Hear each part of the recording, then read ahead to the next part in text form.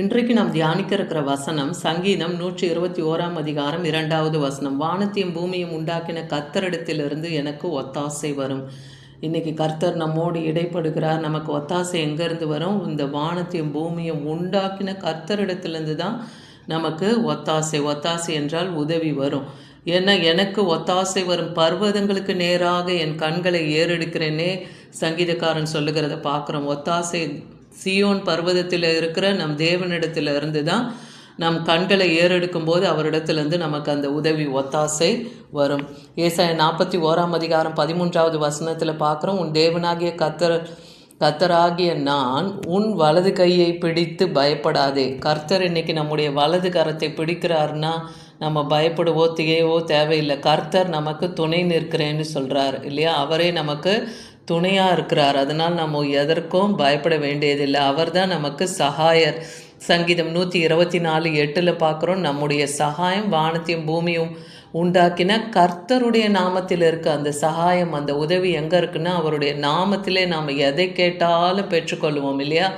ஆண்டவராகிய இயேசு கிறிஸ்து தான் சுவிசேஷ சொல்லுகிற போது கூட சொல்கிறார் இல்லையா? என் நாமத்தினாலே நீங்கள் எவைகளை கேட்கிறீர்களோ அவைகளை பெற்றுக்கொள்வோம் என்று விசுவாசிங்கள்னு சொல்கிறார். நம்ம விசுவாசித்து கேட்கும்போது அதை நாம் பெற்றுக்கொள்வோம்.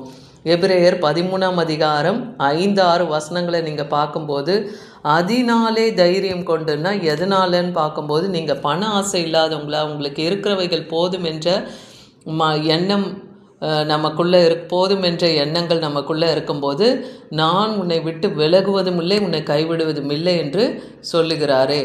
அப்போ அந்த பண ஆசை எல்லா தீங்கான கேடுகளுக்கும் காரணமாக இருக்குது இல்லையா? தீமைக்கும் வேறாக இருக்குது. அதனால் பண ஆசை இல்லாமல் நமக்கு போதும் என்ற எண்ணம் நம் மனதில் இருக்கும்போது கர்த்தர் நம்மை விட்டு விலக மாட்டார், கைவிட மாட்டார். அதனாலே அந்த தைரியம் நமக்கு இருக்குன்னா கர்த்தர் தான் நமக்கு சகாயர். நம்ம பயப்பட வேண்டியது இல்லை. மனுஷன் நமக்கு என்ன செய்வான் என்று சொல்லலாமேன்னே வேதவசனம் சொல்லுது. அப்போது கர்த்தர் உங்களுக்கு சகாயராக இருக்கும்போது மனுஷன் உங்களுக்கு என்ன செய்ய முடியும்?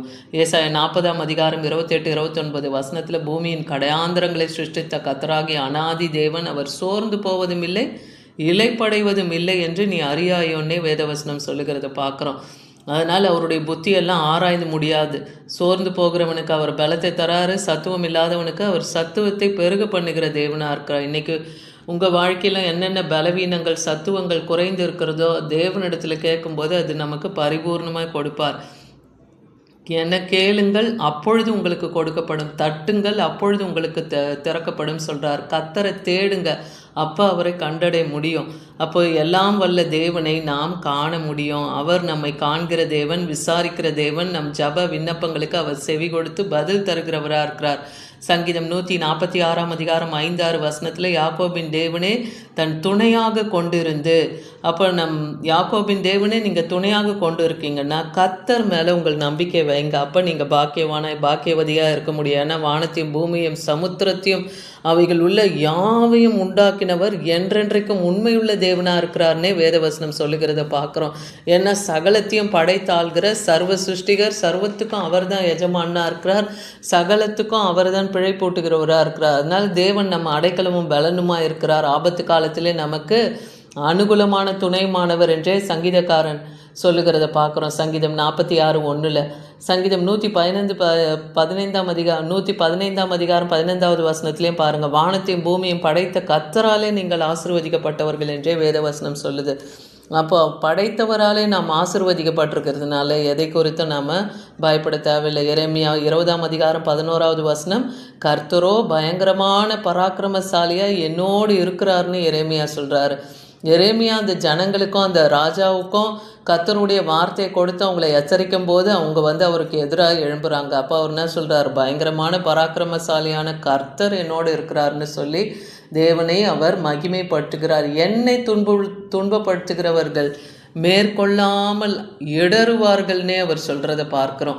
அப்போ கர்த்தர் நம்மோடு இருக்கும்போது நம்மை துன்பப்படுத்துகிறவர்களால் நம் இடரல் அடையாதபடிக்கு, நம் கால் சறுக்காதபடிக்கு தேவன் நம்மை பாதுகாப்பார். தங்கள் காரியம் வாய்க்காதபடியால் மிகவும் அவங்க தான் வெட்கப்பட்டு போவாங்க. மறக்கப்படாத நெத்திய லட்சை அவர்களுக்கு தான் உண்டாகும். ஆனால் கர்த்தரை நம்புகிறவர்களுக்கோ ஒருபோதும் அவர்கள் வெட்கம் அடைவதில்லை. என்ன இஸ்ரவேலே, உனக்கு நீ உனக்கு கேடு உண்டாக்கி கொண்ட, ஆனாலும் என்னிடத்திலே உனக்கு சகாயம் உண்டுன்னு ஓசியா 13 வசனத்துலேயும் பார்க்குறோம். இந்த ஓசியாவிலையும் இஸ்ரவேல் ஜனங்கள் என்னதான் பாவ அக்கிரமத்தில் போய் அவங்க சிக்கி கொண்டாலும் கர்த்தர் அவங்கள விடுதலையாக்கி அவங்களுக்கு ஒத்தாசை செய்கிறவராக இருக்கிறார். அதனால் நம்முடைய தேவைகளை கர்த்தர் இன்றைக்கும் சந்திக்க அவர் வல்லமை உள்ளவராக இருக்கிறார். உயர்ந்த மலைகளிடத்துலேருந்தோ மனுஷனிடத்துலேருந்தோ நமக்கு ஒத்தாசை வரப்போவதில்லை.